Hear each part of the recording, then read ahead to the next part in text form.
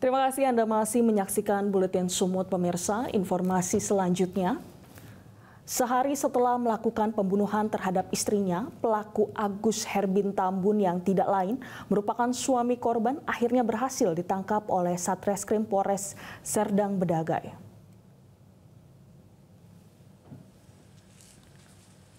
Saat dilakukan penangkapan oleh pihak Satreskrim Polres Serdang Bedagai di rumah kerabatnya yang berada di Dusun 2 Desa Pon, Kecamatan Sebamban, pelaku pembunuhan terhadap istrinya Herbin tidak melakukan perlawanan.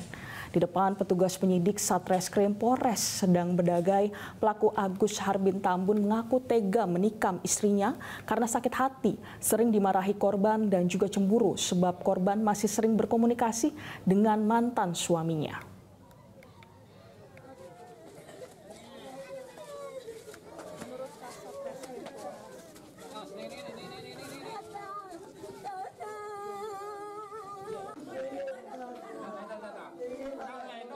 Pelaku merasa sakit hati dan cemburu, sakit hati sering dihina katanya, dan cemburunya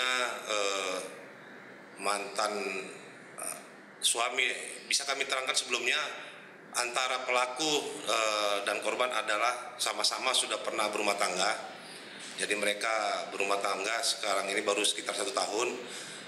Pelaku cemburu karena korban masih sering berkomunikasi dengan mantan suami. Jelajahi cara baru mendapatkan informasi. Download Metro TV Extend sekarang.